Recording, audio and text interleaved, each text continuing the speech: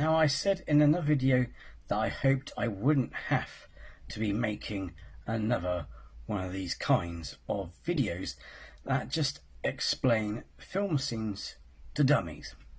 No offence. Now, as you know, there's a minority of people who love to slag off Zack Snyder's Superman and his apparently shit writing. And one case in particular is the scene in Batman vs Superman when Superman fails to save everyone in a courtroom bombing. People claim that he could have saved them but was aura farming instead. Again, there's that moronic term or argument again, aura farming. They claim that the real Superman would have saved them before he went off, etc. And all kinds of other stupid excuses, despite the rest of us who understand the comics and perfectly are able to intellectualize or comprehend what happened in that scene. Now, to put simply, the explanation is this, is that the bomb was encased in lead, and once the bomb went off, there was nothing you could do about it. But despite any sensible reasoning you give these people, they still shout, "Nonsense, he's got super speed." Well, in that case, I'm going to answer that whole scene, or shall I say explain that scene, through science. Right, according to science. Sorry, the scene in Batman v Superman, Dawn of Justice, where the bomb explodes in the courtroom, is a crucial moment for Superman's character, and it's intentionally designed to put him in an impossible no-win situation, both practically and thematically. Let's break down the factors considering Superman's powers in the DCEU and the physics of an explosion. Superman's powers and perception. Speed! DCEU Superman's speed is incredibly fast, while the exact combat speed is debated. He can react to bullets and move at supersonic speeds. Some sources even suggest he can approach relativistic speeds at a significant fraction of the speed of light, or near the speed of light, for travel. However, the critical factor here is reaction time and perception at incredibly close range. Super senses. Superman possesses super hearing, X-ray vision, and heightened senses that allow him to perceive things far beyond human capability. In the scene, it's implied he senses something is wrong, possibly through Senator Finch's heightened anxiety or a subtle change in the air pressure just before the blast. However, the exact moment he notices the bomb is debated among viewers. Some interpret his reaction as him sensing the bomb right before it detonates. Others has him reacting to Finch's sudden realization. It's probably the realization bit. Physics of an explosion. Speed of detonation. Explosions, especially those involving chemical explosives like the one implied in the wheelchair, happen incredibly fast. They generate a rapidly expanding shockwave and hot gases. Detonations occur at supersonic speeds, meaning the initial blast wave travels faster than the speed of sound.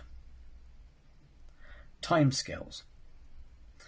The entire process of a high explosive detonation from initiation to full expansion occurs in milliseconds or even microseconds. For example, a typical high explosive detonates at speeds of thousands of meters per second. The destructive force and shrapnel travelling outward almost instantaneously from a human perspective. Could Superman have acted after it exploded? The answer is no. From a realistic physics perspective, and even within the established parameters of Superman's speed, it's highly improbable he could have prevented the deaths of everyone in the immediate vicinity after the bomb exploded. Here's why. Reaction time versus explosion speed. Even if Superman perceived the very first microsecond of the explosion, example, the pressure wave beginning to form or the chemical reaction starting, the time it would take for his brain to process that information and for his body to initiate a physical response even at super speed would likely be longer than the time it takes for the lethal effects of the blast to spread throughout a confined space like a courtroom. Nature of the blast. An explosion isn't just a slow motion push. It's an instantaneous release of energy that creates a concussive force, heat, and shrapnel. To save everyone, Superman would need to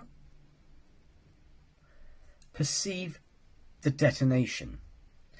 This is almost simultaneous with the effect. Accelerate to incredible speed. Even if he could move at near light speeds, the distance to everyone in the room and the necessary actions, example, creating a shield, removing people, would be too vast in such a short time frame. Mitigate the effects. Simply moving fast wouldn't be enough. He needed to somehow contain or absorb an expanding explosion. The lead element. The bomb was hidden in Lex Luthor's manipulated wheelchair, supposedly made of lead or had lead elements. While lead doesn't directly cause explosions, it could be a casing for the explosive, and is also a material that Superman's X-ray vision generally cannot penetrate. Oh, comic books, eh? This adds a layer of plausible deniability to why he wouldn't have seen the bomb beforehand. Thematic intent. Beyond the physics, the scene serves as a significant narrative purpose for Zack Snyder's portrayal of Superman, demonstrating vulnerability and limitations. It highlights that even an all-powerful being like Superman cannot save everyone, especially when caught off guard by an act of terrorism.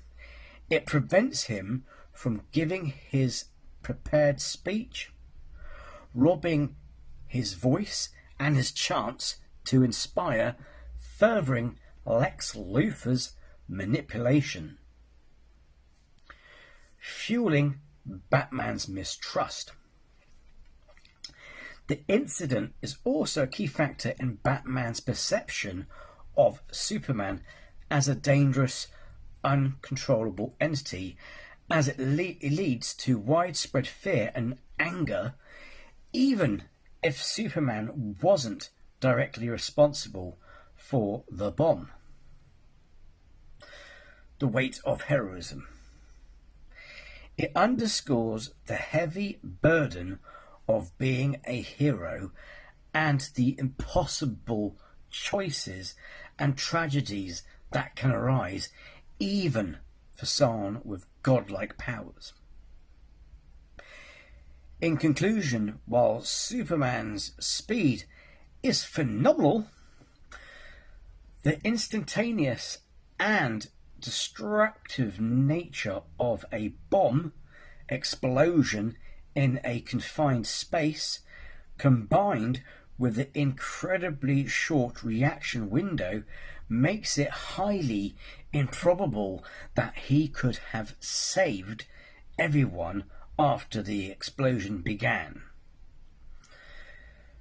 The criticism often stems from a desire for Superman to be an infallible, all-saving figure, but the film explicitly chooses to explore the limitations and tragic realities that even a godlike hero might face.